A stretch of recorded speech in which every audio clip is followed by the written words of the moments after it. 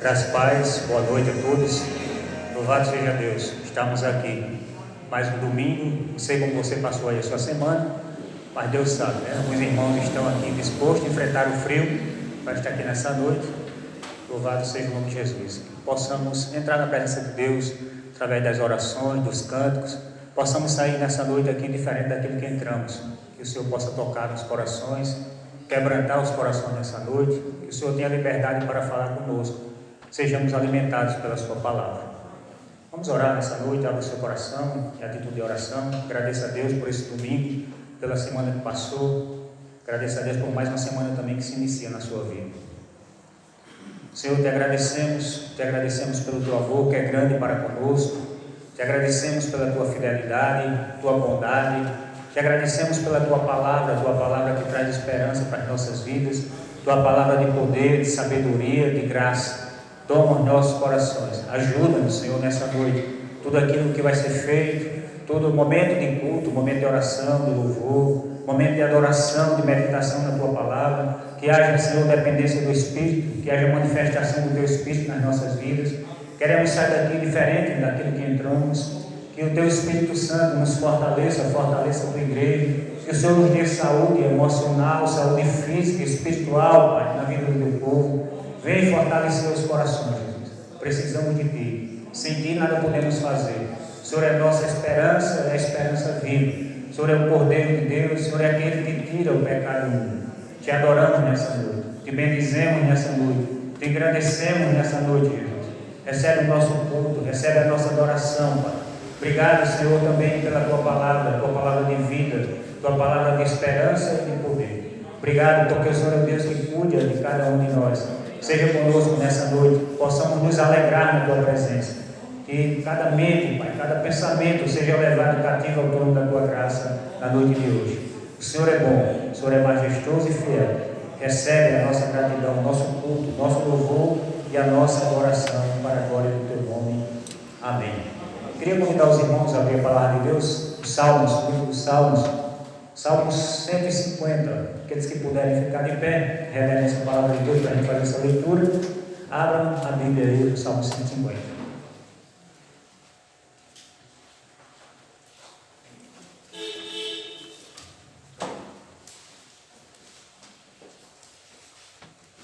É um salmo de louvor, de adoração ao nosso Deus. Às vezes a gente não encontra palavras, né, para exaltar o Senhor, para adorar a Ele. Mas no livro de Salmos ele nos dá essa possibilidade. Quando a gente abre a Bíblia dos Salmos, a gente tem a possibilidade de adorar, de louvar a Deus, lendo os Salmos, meditando os Salmos, muitas vezes falando em voz alta, ainda que seja sozinho na nossa casa. Lembrando também nessa noite que o nosso culto, embora seja coletivo, ele também é individual. Entre na presença do Senhor, esqueça um pouco das pessoas que estão do seu lado e adore a Deus nessa noite.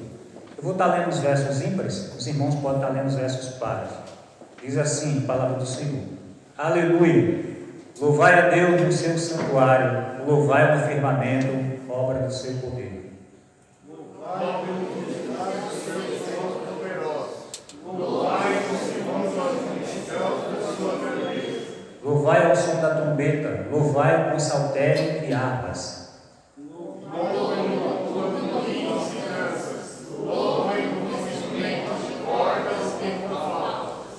Louvai com símbolos sonoros, louvai com símbolos retumbantes. Tudo que tem vida, louve ao Senhor. Aleluia. Aleluia. Todo que respira, louve ao Senhor. Amém? Pode sentar.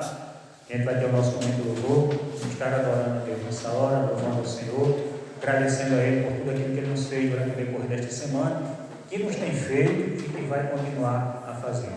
O Senhor merece a nossa adoração. Então entre na presença dele através do louvor dessa noite.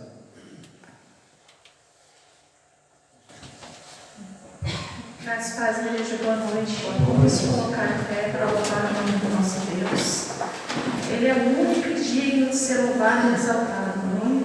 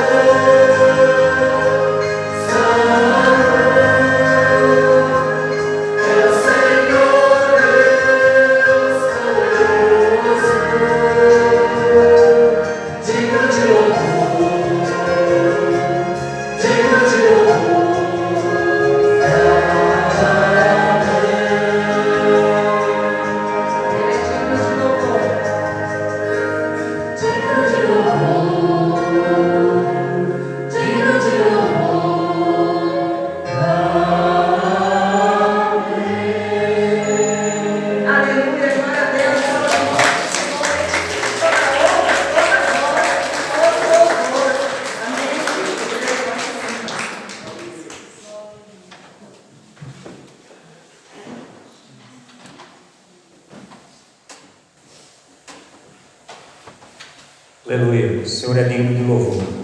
Vamos ter nosso momento de dízimo de ofertas. As pessoas que nos visitam não se sintam constrangidas, a obrigação da igreja. Então, os irmãos que trouxeram seu dízimo de oferta podem depositar lá atrás, gasofilados. Enquanto isso, nosso irmão Fábio colocar o hino e a gente vai estar em atitude de adoração ao Senhor.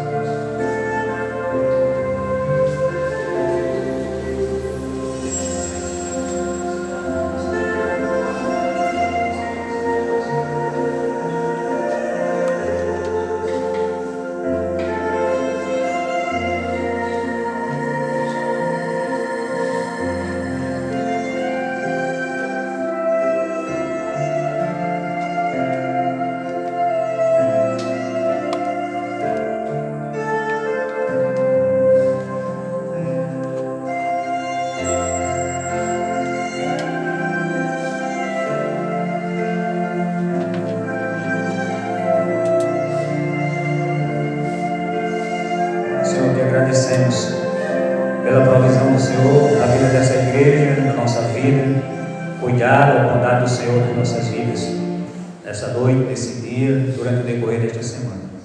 Tenha misericórdia dos pais de famílias que sofrem, desempregados, aqueles que são dessa igreja, aqueles também que não são. O Senhor esteja visitando esse Brasil nessa noite. Tenha misericórdia desta nação, famílias que sofrem por falta de recursos. Seja o Senhor a prover as necessidades na vida do teu povo e daqueles também que não são, Pai. Mas pelo teu amor, pelas tuas misericórdias, o Senhor visite cada uma dessas pessoas. Em nome de Jesus e para a glória de Senhor Jesus. Amém. Amém, irmãos? Nessa noite, eu queria que a gente pudesse refletir sobre o seguinte tema: lutando contra a ansiedade. Hoje em dia, né, pensando em relação a esse tema aí, talvez cada pessoa aqui conheça alguém que sofre de ansiedade. Se a gente fosse fazer uma lista hoje, talvez a gente tenha a nossa lista daquelas pessoas que são próximas a gente, faz parte do nosso convívio, que certamente tem as suas crises de ansiedade ou sofre desse mal, ansiedade. Podemos dizer também que é o mal do século. A ansiedade, além de outras doenças, né, que a gente tem visto por aí. Mas, pensando aqui em relação a isso, né, em relação a esse tema, eu tive essa semana meditando no livro do John Piper, pastor americano, pastor batista americano, e ele conta no livro que ele publicou, Lutando contra a Incredulidade. No primeiro capítulo desse livro, ele conta as suas experiências pessoais, aquilo que ele sofreu por causa da ansiedade. Quando adolescente e quando jovem, ele passou muita dificuldade em relação a isso, principalmente quando ele tinha que expor algum tema na escola e também na faculdade. Ele ficava ansioso, muito ansioso, para enfrentar esse tipo de situação. E ele compartilha no livro, né, se você tiver a oportunidade, queira ler também o livro, é muito bom. Mas ele compartilha a sua experiência, aquilo que ele sofreu, e ele entende a ansiedade como uma condição do coração, que dá origem a muitos estados pecaminosos da mente. Então, vou repetir. O pastor, ele define a ansiedade como uma condição do coração, que dá origem a muitos estados pecaminosos da mente. Por exemplo, a ansiedade sobre finanças pode dar origem à cobiça, à ganância, à mesquinharia e ao roubo. Ansiedade sobre ser bem-sucedido em alguma tarefa, por exemplo, né? Você quer ser bem-sucedido naquilo que você está fazendo, pode tornar a pessoa irascível, áspera e grosseira. Normalmente a gente quer fazer algo que a gente tem zelo por isso, quer fazer bem feito, né? Que a gente quer ser bem-sucedido naquela tarefa. E qualquer coisa que acontece ao nosso redor, qualquer perturbação, muitas vezes traz para a gente essa ira ou essa grosseria, né, com aqueles que estão próximos a gente. Ansiedade sobre relacionamentos também pode tornar você distante, indiferente e insensível a outras pessoas. Talvez pessoas que passaram por experiências de relacionamentos no passado, sofreram com isso, experiências desagradáveis, e normalmente ansiosas, né, por novos relacionamentos, essas pessoas podem reagir de forma diferente. Elas podem se tornar distantes, indiferentes e insensíveis a outras pessoas. Quarto lugar, a ansiedade sobre como alguém lhe responderá pode fazer você encobrir a verdade e mentir sobre as coisas. Normalmente, às vezes, a gente deixa de falar a verdade para algumas pessoas, ou dizer aquilo que deveria dizer, a gente encobre a verdade, porque a gente não sabe como a pessoa vai reagir, como ela vai nos tratar, dependendo daquilo que a gente vai dizer para ela. Assim, né, se a gente puder dominar a ansiedade, ele diz que um golpe mortal atingiria muitos outros pecados nas nossas vidas, isso é realidade. Mas eu quero convidar você nessa noite, para que a gente possa continuar a nossa reflexão, a gente possa ler Mateus capítulo 6, abrir a sua Bíblia aí, Mateus capítulo 6, do versículo 25 a 34. Vamos ver o que a gente consegue aprender aqui nessa noite, dentro desse texto e de mais alguns textos que vão ser citados. O que é que a palavra de Deus nos ensina? Mateus capítulo 6, versículo 25, a gente vai estar lendo ao 34.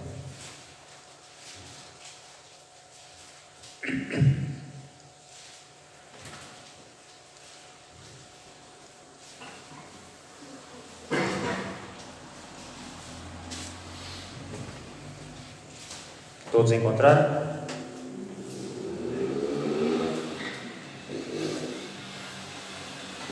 Diz assim, a palavra do Senhor: por isso vos digo, não fiquei ansiosos quanto à vossa vida, com o que comereis ou com o que bebereis, nem quanto ao vosso corpo, com o que o vestireis. Não é a vida mais do que o alimento, e o corpo mais do que o vestuário? Olhai para as aves do céu, que não semeiam, nem colhem, nem ajuntam em celeiros, mas vosso Pai Celestial as alimenta. Acaso não tendes muito mais valor do que elas?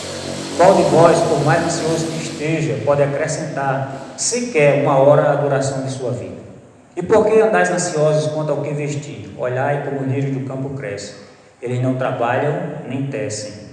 Mas eu vos digo que nem Salomão em toda a sua glória se vestiu como um deles. Se Deus veste assim a planta do campo, que hoje existe e amanhã é jogada no forno, quanto mais a vós, homens de pequena fé. Portanto, não vos inquieteis dizendo, que comeremos, que beberemos, com que nos vestiremos. Pois os gentios é que procuram todas essas coisas. E de fato, o vosso Pai Celestial sabe que precisais de tudo isso. Mas buscai primeiro o seu reino e a sua justiça, e todas essas coisas vos serão acrescentadas. Não vos inquietei, pois, pelo dia de amanhã, porque o dia de amanhã trará suas próprias preocupações. Basta cada dia o seu problema. Amém. Amém? Vamos orar mais uma vez. Peço ao Senhor falar o seu coração nessa noite, pela sua palavra. Senhor, te agradecemos mais uma vez por estarmos aqui. Toma os corações, cada vida que adentrou aqui também nessa noite. Que seja o Senhor, pelo teu Espírito, a falar por nós e através de nós, Pai. Ó Deus, que vidas sejam tocadas, cadeias espirituais sejam quebradas, todo empecilho, Senhor, caia por terra nessa hora. Queremos ouvir a voz do Senhor, a voz do Espírito, em nome de Jesus, para a glória de Jesus. Amém.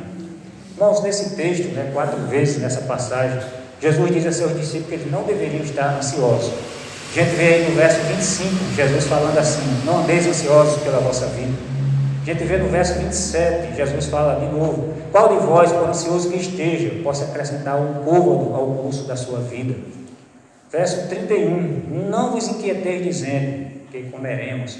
Verso 34, não vos inquieteis com o dia de amanhã.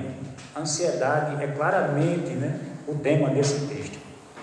E no versículo 30, aí no versículo 30, Jesus mostra que a ansiedade, ou a raiz da ansiedade, que provoca ansiedade na nossa vida. Ele diz assim: ora, se Deus veste assim a ave do campo, que hoje existir e amanhã é lançada no forno, quanto mais a vós outros, homens de pequena fé.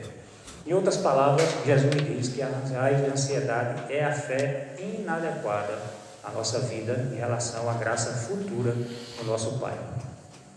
Quando a incredulidade, na realidade, ela toma conta do nosso coração, ela se sobrepõe à nossa fé no nosso coração, um dos efeitos é a ansiedade. E a causa básica é isso, a falta de confiança em Deus. Mas diante dessa verdade, quando a gente sabe disso, isso provoca em nós pelo menos 2 tipos de reações. Quando a gente sabe o quê? A gente sabe que a ansiedade é causa de incredulidade. Isso pode provocar na minha vida e na sua pelo menos 2 tipos de reações. Uma primeira reação seria o seguinte: isso não é uma boa notícia, Ou seja, é muito desanimador, Você saber que aquilo que pensava, ser uma mera luta sua, pela uma luta contra uma disposição, disposição ansiosa do nosso coração, quando a gente pensa isso, que é uma mera luta contra a disposição do nosso coração, antes é uma luta muito mais profunda com a nossa confiança em Deus. Porque como é que a gente pode encarar isso, sendo isso como uma boa notícia? Na realidade é uma má notícia, saber que é a falta de fé que provoca ansiedade no nosso coração. Como cristão a gente sofre com isso. A gente pode concordar com esse tipo de reação, pode existir esse tipo de reação na minha vida ou na sua, quando a gente sabe disso. Mas eu queria pensar aqui numa seguinte ilustração, para que a gente possa entender essa primeira reação nossa. Primeiro, suponha que você estivesse sentindo aí no seu estômago e lutando com medicamentos e dieta de todos os tipos sem obter sucesso. O seu estômago está com dor, você está sentindo dor, você vem lutando com medicamentos, você vem fazendo dieta, mas sem muito sucesso. Então, suponha também que o seu médico, você vai até o médico, e o médico diz para você que você está com câncer. Seria uma boa notícia para você isso? Acredito que não, Ninguém concordar que isso é uma boa notícia. Mas deixa eu fazer a pergunta para você de outra maneira. Por exemplo, você está contente que o médico tenha descoberto que você está com câncer, enquanto o câncer ainda ele é algo tratável na sua vida? Que o tratamento pode ser bem sucedido? Isso seria uma boa notícia para você? Certamente que sim, né? Então, nós estaríamos contentes com isso aí. Mas, assim, descobrir, né? Primeiramente, que o câncer não é uma boa notícia, é uma má notícia para nós. Mas, em outro sentido, é bom saber, porque saber o que realmente a gente tem, qual é o problema que a gente tem, é bom quando a gente sabe que esse problema pode ser tratado e com sucesso. E assim que é saber que o problema é real por trás da ansiedade e a incredulidade das promessas de Deus na graça futura. Quando a gente sabe disso, em certo sentido, não é uma boa notícia, porque a incredulidade é um câncer muito grave. Você deixar de crer nas promessas de Deus, naquilo que Deus promete para a sua vida, é um câncer na nossa vida também como cristão. Mas em outro sentido também é bom saber, é uma boa notícia, porque aquilo que está errado na nossa vida espiritual pode ser tratado. Porque a incredulidade, embora seja um câncer na nossa vida, ele pode ser tratado e tratado com sucesso pelo grande médico que é Jesus. Jesus pode tratar isso muito bem na nossa vida. Ele é capaz de trabalhar, né, maravilhosamente em forma de cura. Se a gente clamar para Ele, eu creio, ajuda-me na minha falta de fé. Jesus vai fazer isso por nós. Então, saber, né, e descobrir essa conexão entre a ansiedade e a nossa incredulidade é de fato uma notícia muito boa. Mas a questão é como é que a gente pode lutar, né, com isso. Quando Paulo disse a Timóteo, né, 1 Timóteo 6,12, ele disse: combate o bom combate da fé. Paulo chamou de bom. Bom porque a luta está focada exatamente sobre o câncer correto, a incredulidade.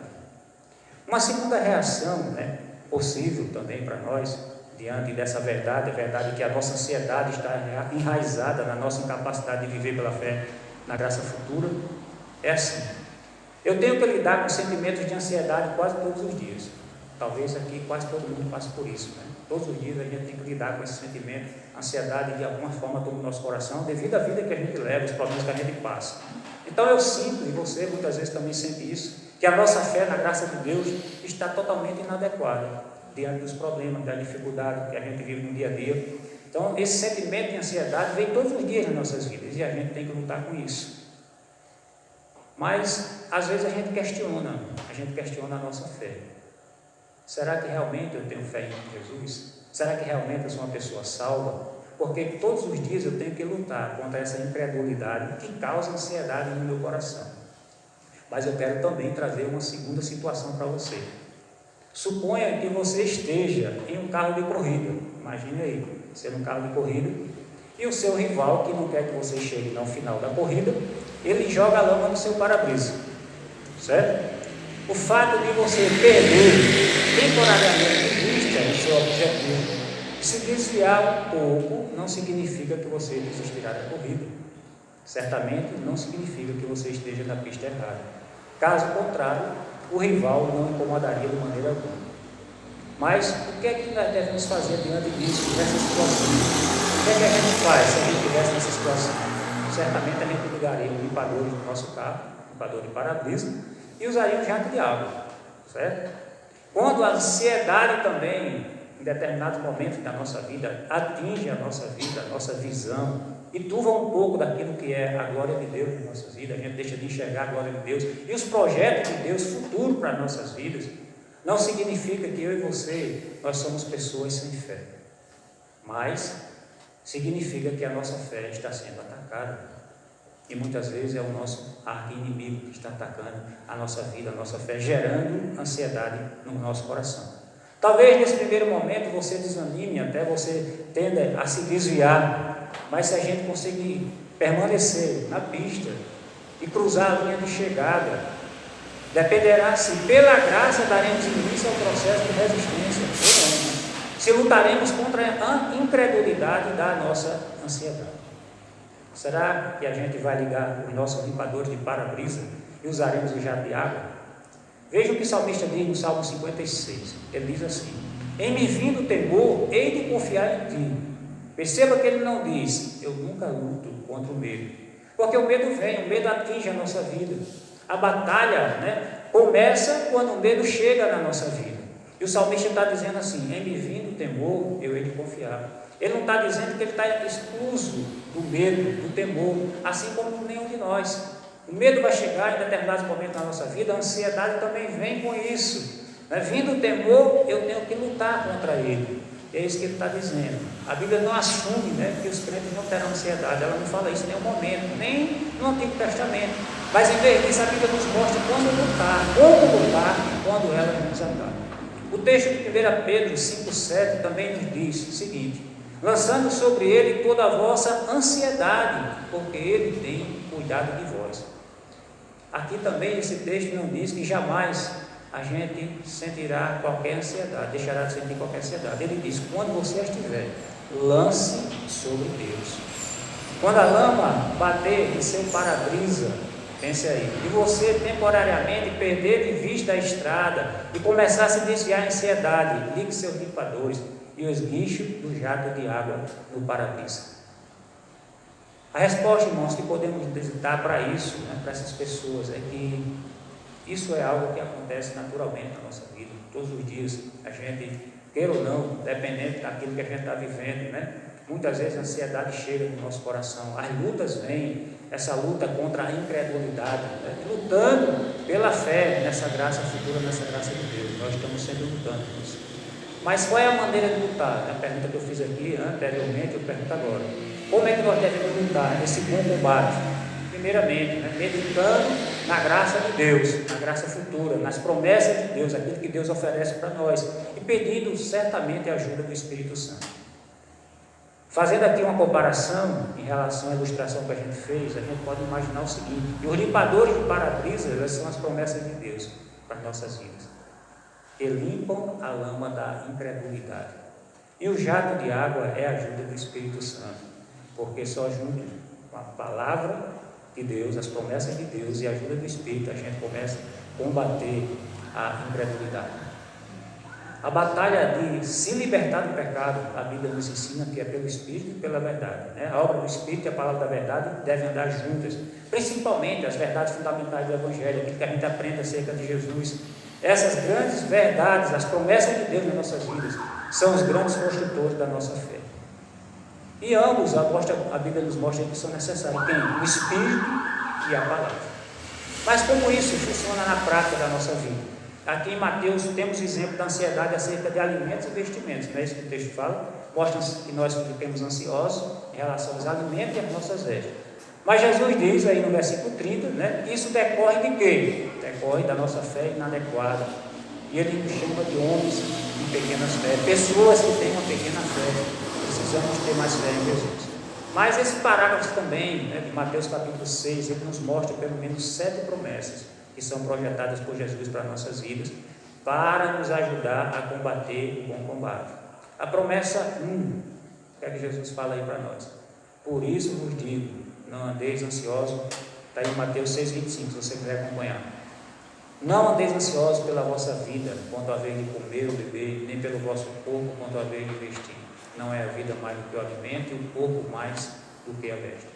Essa argumentação trazida aqui de Jesus é do maior para o menor, Se Deus faz o maior, então o menor é ainda mais fácil dele fazer, o menor é garantido da parte de Deus. Neste versículo, o que isso significa maior para nós? O maior é que Deus nos deu a vida e deu os nossos corpos. Então, alimento e roupa, provisão de Deus de vestuário é o mínimo que Ele faz por nós. Se Deus fez isso, Ele pode fazer muito mais, Ele providenciar muito mais para mim e para você, então devemos descansar no Senhor. Além disso, não importa o que aconteça nas nossas vidas, porque um dia Deus vai ressuscitar o nosso corpo e vai preservar a minha vida e a sua, para que a gente esteja em comunhão eterna com Ele. Segundo, irmãos, o texto aí em Mateus 6,26 diz: observai as aves do céu, não semeiam, não colhem, nem ajuntam celeiro, contudo o vosso Pai Celeste as sustenta. Porventura não valeis vós muito mais do que as aves? Se Deus, Ele alimenta as aves do campo, os pássaros que não têm condições alguma de trazer o alimento à existência, assim como eu e você, a gente pode cultivar alimento, mas os pássaros não têm. E se Deus alimenta eles, são menos importantes, quanto mais a mim e a você. Então devemos olhar para essa realidade. A natureza nos mostra o cuidado de Deus com essas aves, quanto mais eu e você, que nós somos mais importantes para Deus. Então devemos descansar em Deus, deixar a ansiedade de lado nas nossas vidas. Terceira promessa é que Jesus diz: qual de vós que ansioso que esteja pode acrescentar um côvado ao curso da sua vida? E por que andais ansiosos quanto ao vestuário? Essa promessa é uma promessa de simples realidade. A promessa que mostra de forma dura, né, que a gente não deve ficar ansioso, porque a ansiedade não faz bem a ninguém. Às vezes é necessário que a gente diga para nós mesmos, né, para a situação, diante da ansiedade daquilo que a gente está vivendo, a gente seja duro com a gente mesmo, com a nossa própria alma, e diga: se aquieta, aí, a alma se aquieta, meu coração precisa se aquietar, porque isso não vai fazer mal a mim e às pessoas que estão ao meu redor. Então precisamos olhar e muitas vezes ser duro conosco mesmo em relação a isso. É o que Jesus está mostrando aqui, essa realidade da vida, que a gente não pode acrescentar nem que queira, 1 centímetro, pensando aqui nas medidas que a gente trabalha, né? 1 centímetro da nossa estatura. A gente não precisa, então, ser ansioso. Promessa 4 aqui diz o seguinte: considerai como crescem os lírios do campo, eles não trabalham nem fiam. Eu, contudo, vos afirmo que nem Salomão, em toda a sua glória, se vestiu como qualquer deles. Ora, se Deus veste assim a erva do campo, que hoje existe, amanhã é lançado no fogo, quanto mais a vós outros, homens de pequena fé. Comparado às flores do campo, qual é a prioridade de Deus? A minha vida, a sua, ou as flores que estão no campo? Certamente que somos nós, mas Deus cuida dela. E as vestes, certamente que o Senhor cuidará de nós e não vai nos faltar aquilo que vestir, porque há um cuidado de Deus nas nossas vidas. Jesus nos prometeu que estaria conosco todos os dias até a consumação do século. Aquilo que a gente precisa, aquilo que a gente necessita, Deus vai cuidar todos os dias. Promessa 5 diz assim: portanto não vos inquieteis dizendo que comeremos, que beberemos, ou com que nos vestiremos, porque os gentios, aqueles que não conhecem a Deus, é que procuram todas essas coisas. Pois vosso Pai Celeste sabe que necessitais de todas elas. Às vezes a gente pensa que Deus está alheio à nossa necessidade, né? Porque Deus ignora a nossa necessidade, mas não, Ele está ciente, Ele conhece. A Bíblia diz que Ele é o nosso Pai, o Pai Celestial. Deus não olha com indiferença para a minha vida e para a sua. Ele sabe aquilo que nós precisamos. Ele se importa comigo e com você. E Ele vai agir na nossa vida de forma a suprir as nossas necessidades. Hoje a gente tem a chamada doutrina da prosperidade, onde as pessoas elas procuram na sua vida, né, bens, riquezas, muitas vezes, né, barganhar com Deus para ter um cargo em uma empresa, para ter uma empresa, para ter sucesso profissional. Mas Deus, Ele não promete na nossa vida que a gente vai ter luxo, mas que as nossas necessidades vão ser supridas por Ele todos os dias. Deus cuida de nós, assim como Deus cuida dos pardais, das aves e das árvores do campo. Deus também cuida do seu povo, cuida de cada um de nós. Promessa 6 diz o seguinte: buscai, pois, em primeiro lugar o seu reino e a sua justiça, e todas essas coisas vos serão acrescentadas. Se eu e você nos entregarmos totalmente pela causa do Evangelho, aí no mundo, para fazer aquilo que é a vontade de Deus, de forma particular, Deus vai cuidar de cada um de nós. Às vezes a nossa preocupação é com a nossa própria vida, aquilo que a gente precisa, nossas necessidades individuais ou particulares. Mas quando a gente se dedica ao Evangelho, a pregar o Evangelho, a fazer aquilo que é a vontade de Deus, Deus cuida de nós. Não precisa você se preocupar, porque Ele vai cuidar, Ele vai prover sua necessidade. E é isso que Jesus está dizendo.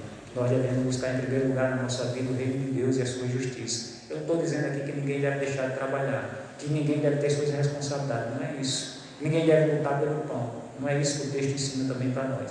Mas em primeiro lugar na nossa vida deve ser Jesus, deve ser o seu reino, a sua justiça, fazer aquilo que agrada ao Senhor, e Ele vai cuidar de cada um de nós. Isso é semelhante também à promessa que está lá em Romanos 32, diz assim: porventura Deus não nos dará graciosamente com Ele, com quem? Com Cristo, todas as coisas. Olha, promessa 7 desse texto diz assim: portanto não vos inquieteis com o dia de amanhã, pois o amanhã trará os seus cuidados, basta o seu dia o próprio mal. Cada dia, né, que a gente passa, que a gente vive, tem uma dificuldade, problema diferente, tem um mal diferente. mas Deus cuida de nós. Todo dia, Deus não vai dar para nós mais do que a gente pode suportar. Ele vai trabalhar por mim e por você. A nossa força vem do Senhor todos os dias. A Bíblia diz que as misericórdias, no plural, as misericórdias de Deus se renovam a cada romper da hora, a cada manhã na minha vida e na sua, de forma que a gente pode suportar essa dificuldade, essas lutas que o dia traz para cada um de nós. O apóstolo Paulo diz assim, à igreja de Filipe, né? Meu Deus há de suprir cada uma de vossas necessidades. Paulo aprendeu essa lição certamente com Jesus. Ele aplicou a luta contra a ansiedade, né, na igreja de Filipos. Olha o que ele fala em Filipenses 4,6. Ele disse assim: não andeis ansiosos de coisa alguma, em tudo, porém, sejam conhecidas diante de Deus as vossas petições, pela oração, pela súplica, com ações de graça. E então, no versículo 10, ele dá a promessa libertadora de graça futura, exatamente como Jesus fez. E o meu Deus, aleluia, segundo a sua riqueza em glória, há de suprir em Cristo Jesus cada uma de vossas necessidades. Se vivermos, irmãos, na fé, na promessa da graça futura de Deus, será muito difícil a ansiedade sobreviver em nossos corações. A riqueza da glória de Deus, ela é inesgotável. Quero finalizar dizendo para você o seguinte: quando estamos ansiosos, devemos seguir o modelo de Jesus e de Paulo. Devemos combater a incredulidade da ansiedade com as promessas de graça futura. Isaías 41:10, né, diz assim: não temas, porque eu sou contigo. Não te assombres, porque eu sou teu Deus. Eu te fortaleço, eu te ajudo e te sustento com a minha destra fiel. Quando estou ansioso quanto ao ministério, se meu ministério ser inútil e vazio, eu luto contra a incredulidade com a promessa de Isaías 55:11, que diz assim: assim será a palavra que sair da minha boca. Não voltará para mim vazia, mas fará o que me apraz e prosperará naquilo que a designei. Muitas vezes a gente se sente assim, inútil em relação àquilo que a gente está fazendo para o próprio Deus também. O nosso ministério como pastor, muitas vezes o nosso ministério, né, como evangelista, ou qualquer outra coisa que a gente está fazendo para o reino de Deus. Só que a Bíblia diz aqui: a palavra que sai da minha boca não voltará para mim vazia. Quando a gente pega o evangelho, fala da palavra de Deus, essa palavra vai prosperar de acordo com a vontade do Senhor. Quando estou ansioso quanto a ser muito fraco para fazer o meu trabalho, eu luto contra a incredulidade com a promessa de Cristo, que diz assim: a minha graça te basta, porque o poder se aperfeiçoa na fraqueza. Aleluia. Quando a gente se sente fraco, aí é que nós somos fortes. O apóstolo Paulo dizia isso: porque a graça de Deus é suficiente para mim e para você, todos os dias nas nossas vidas. Quando estou ansioso quanto às decisões que tenho que tomar em relação ao futuro, eu luto contra a incredulidade com a seguinte promessa: instruir-te-ei, te ensinarei o caminho que deves seguir, e sob as minhas vistas te darei conselho. Quando estou ansioso quanto a encarar os adversários, eu luto com a incredulidade com a promessa: se Deus é por nós, quem será contra nós? Aleluia. É Deus que luta por mim e por você. Ainda que o exército se levante contra nós, nele confiaria. O salmista fala isso. Nós devemos andar assim também, confiantes no Senhor, sabendo que Ele cuida de cada um de nós. Quando eu estou ansioso quanto ao bem-estar de pessoas que eu amo, né? Às vezes a gente está ansioso em relação ao bem-estar da nossa família, dos nossos filhos, né? Aqueles que são casados e têm filhos, ansiosos em relação ao bem-estar dos nossos pais. Então nós devemos lutar contra a incredulidade com a promessa de que eu, sendo o mal, sei como dar boas dadas aos meus filhos, quanto mais o Pai que está nos céus dará boas coisas que Ele pedirem. Devemos lutar pensando nessas promessas de Deus. Quando estou ansioso quanto a estar doente, eu luto contra a incredulidade com a promessa: muitas são as aflições do justo, mas o Senhor de todas as livra. Aleluia. Quando a gente está sofrendo, quando a gente está passando luta, quando estamos doentes, enfermos, é o Senhor que cuida de nós. As aflições são grandes, vivemos num mundo mau, estamos sujeitos a muitas coisas, mas o Senhor nos livra de todos os males. Ele é o Deus que cuida de nós. Eu tomo a promessa com tremor. A tribulação, ela produz perseverança na nossa vida. A perseverança produz a experiência, e a experiência a esperança. Ora, a esperança não confunde, porque o amor de Deus ele é derramado em nossos corações pelo Espírito Santo que nos foi otorgado. Às vezes a gente está passando por luta, porque Deus está trabalhando na nossa vida também. Deus está nos colocando à prova para que a gente seja aprovado, porque a tribulação ela não vem à toa na nossa vida, ela vem para produzir algo. E o que é que ela produz na nossa vida? Produz perseverança, produz experiência, e a experiência traz esperança para mim e para você. Quando estou ansioso quanto está envelhecendo, eu luto contra a incredulidade com a seguinte promessa: até a vossa velhice eu serei o mesmo, e ainda as cães eu vos carregarei. Já o tenho feito, levar-vos, pois carregar-vos e vos salvarei. É promessa de Deus para aqueles que estão chegando na velhice, como eu, né? Os cabelinhos já estão brancos aqui. Quando estou ansioso quanto a morrer, eu luto contra a incredulidade com a promessa que nenhum de nós vive para si mesmo, nem morre para si mesmo. Porque se vivemos, para o Senhor vivemos. E se morremos, para o Senhor morremos. Quer pois vivamos ou morramos, somos do Senhor. Foi precisamente para esse fim que Cristo morreu e ressurgiu para ser Senhor, tanto de mortos quanto de vivos. Aleluia. Jesus cuida de cada um de nós, irmãos. Devemos fazer guerra. Guerra não contra as pessoas, mas contra a nossa própria incredulidade. Ela é a raiz da ansiedade, a qual, por sua vez, é a raiz de tantos outros pecados. Por isso, liguemos os nossos limpadores de para-brisa e usemos jato de água e mantemos olhos fixos nas promessas grandes e preciosas de Deus. Tome a Bíblia todos os dias na sua vida. Pegue a palavra de Deus. Medite na palavra de Deus. Se apegue às promessas de Deus e peça a ajuda do Espírito Santo. Coloque essas promessas em seus corações e combata o bom combate. Viver pela fé na graça de Deus, na graça futura. Que o Senhor abençoe a sua palavra nessa noite em nossos corações. Vamos orar?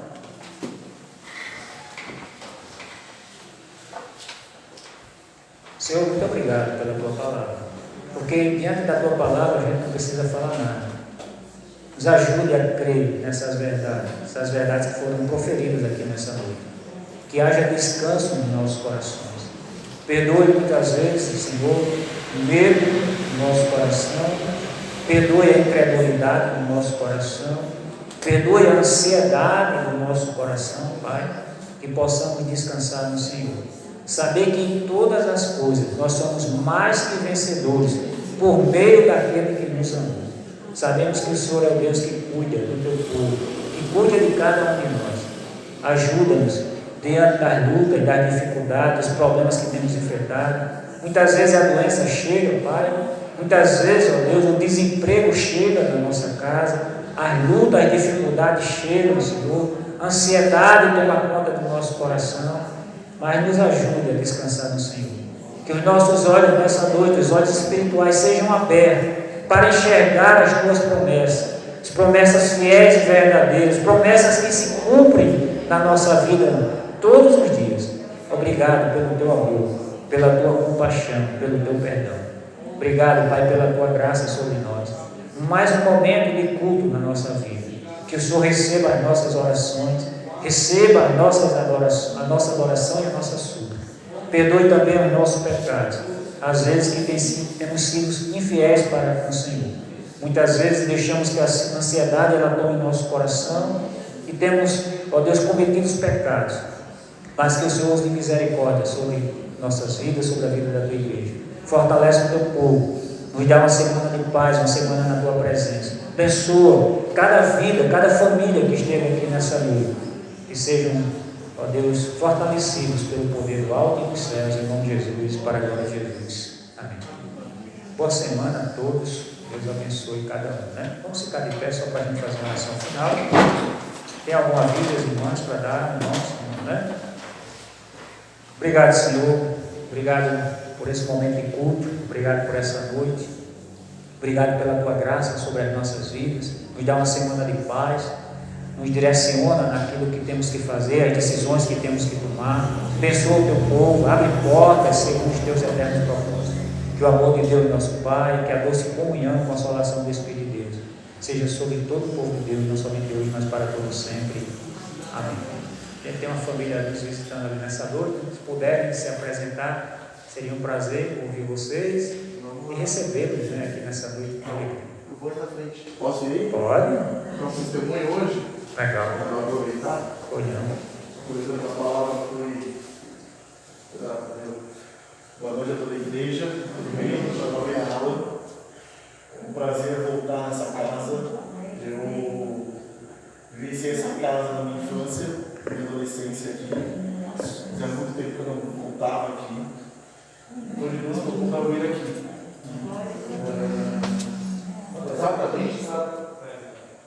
Exatamente para poder dar um testemunho aqui. Me encontro com a palavra do pastor. Na semana passada, meu pai foi acometido pelo Covid e ele foi internado. A gente achava que o ter tomado a vacina ia ser algo muito simples e não foi.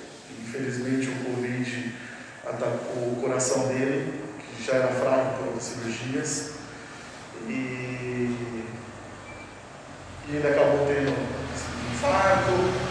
Enfim, hoje ele está na UTI, estava sedado, em coma, entubado, e os médicos simplesmente falaram que o caso dele é extremamente grave, ele entrou praticamente desenganado, porque precisava de um milagre. E como o pastor falou aqui, a gente, como cristão, a gente tem fé, mas a gente desacredita. E ali ele entrou praticamente desenganado, e dia a dia Deus vem provendo, vem mostrando melhora, e isso já bastava para a gente ver a melhora dele dia a dia. Anteontem, um médico passou e simplesmente desacreditou ele.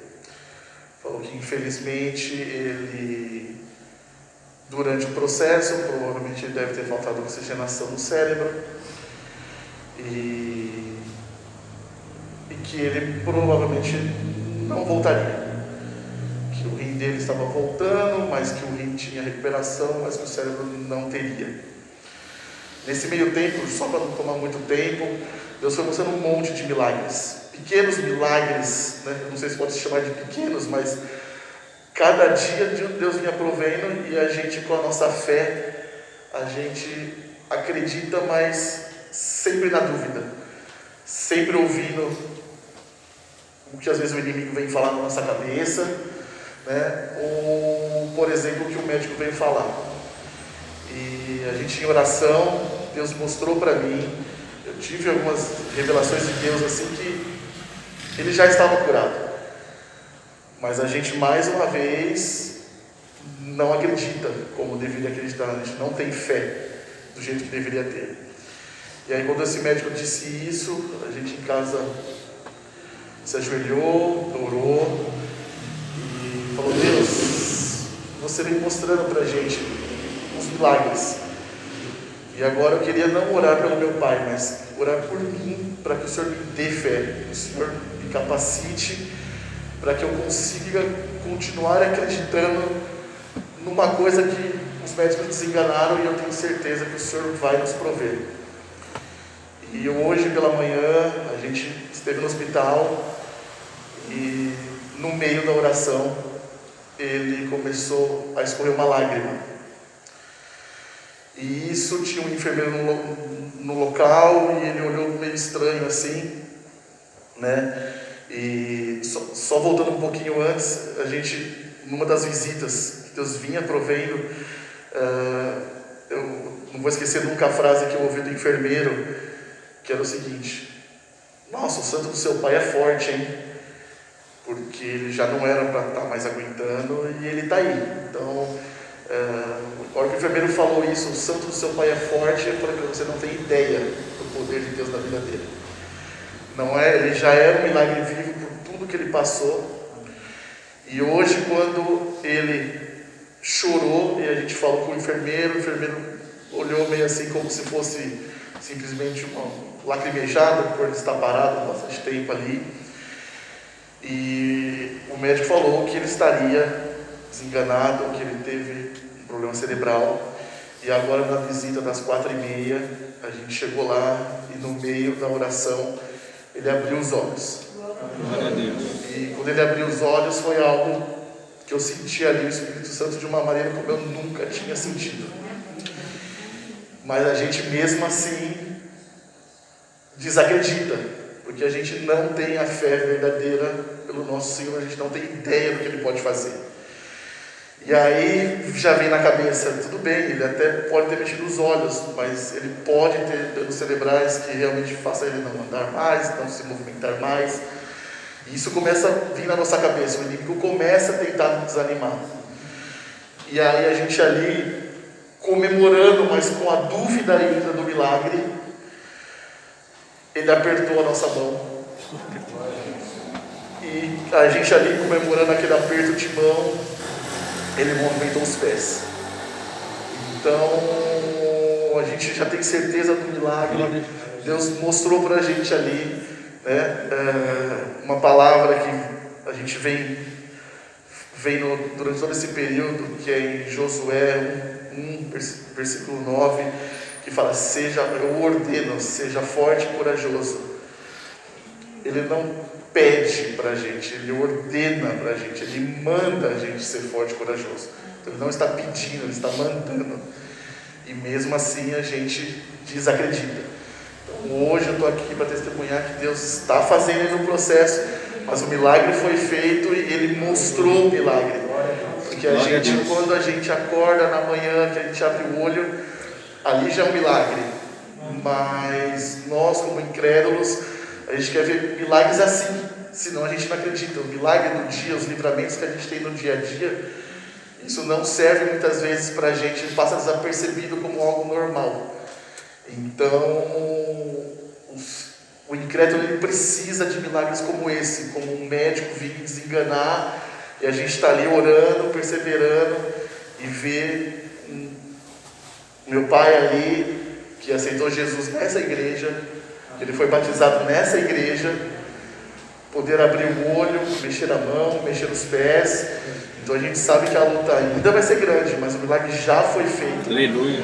Então vem de acordo com a palavra que o pastor falou hoje, da ansiedade, da dúvida, que realmente mexe com a gente, faz a gente desacreditar, e o médico vem falar que não, e você ouve, por mais que você fale que você tenha fé, você fala: não, eu venho, minha boca propaga, não, Deus é maior, Deus sabe de tudo, Deus, só que o nosso coração desacredita. Então eu vim aqui para falar para vocês: não desistam, o nosso Deus é poderoso. Amém. E mais uma vez Ele mostrou, e eu tenho hoje um milagre, mais um milagre da minha família. Então eu quero agradecer por todo mundo que orou por ele, vem orando por ele, né? E enfim, eu estou aqui para poder mais uma vez agradecer ao meu Deus, ao nosso Deus, por mais esse milagre. Glória a Deus. Glória a Deus. Aplaudim para Jesus, né? Aplaudim para Jesus. Merece. E uma das coisas, eu falei, hoje eu estou frequentando uma outra igreja, mas Deus me tocou e eu falei que eu precisava voltar aqui, porque foi aqui que ele aceitou Jesus, foi aqui que ele batizou. E eu queria vir aqui para hoje para agradecer. O nome dele? Então, como é o nome dele? Milton. Então, os irmãos mais antigos lembram do Milton? Então, a ideia foi essa. Irmã da Sônia, da irmã da Sônia. Então, Marisa. Ok. Que esse testemunho possa, juntamente com a palavra do pastor, de essa ansiedade que a gente tem de tirar a nossa fé. Então, o milagre está ali. Aqui também por ele, né, durante a semana, né? Eu vi o milagre sendo feito na minha frente, então só assim Jesus é bom, para poder acalmar o nosso coração. Ok. Amém. Deus abençoe ricamente vocês. Vamos orar mais uma vez, irmãos. Vamos estar orando pela vida do Milton, em agradecimento a Deus, a vida da família também. Graças a Deus por essa vida. A gente veio orando durante a semana. A Fabiana estava pedindo oração. Nós oramos, intercedemos, e é bom estar aqui ouvindo esse testemunho nessa noite. Glória a Deus. Que as nossas orações estão sendo ouvidas por Deus. Quantas respostas Deus tem nos dado, né? O problema nosso é ansiedade, não é? Estamos sempre aflitos e Deus nos manda descansar. Aquietai-vos e sabei que eu sou Deus. Aleluia. Senhor, te agradecemos Te agradecemos por essa família, te agradecemos pela vida do Milton, a operação do milagre na vida dessa pessoa, as experiências espirituais que a sua família está vivendo hoje. Que o Senhor continue fortalecendo, abençoando, direcionando, Senhor, essa família em todas as coisas. Obrigado porque o Senhor é bom, o Senhor é misericordioso, o Senhor é fiel e o Senhor é poderoso. Continua, Senhor, realizando a obra que o Senhor tem preparado na vida dessas pessoas. Em nome de Jesus, para a glória de Jesus. Amém. Deus abençoe ricamente.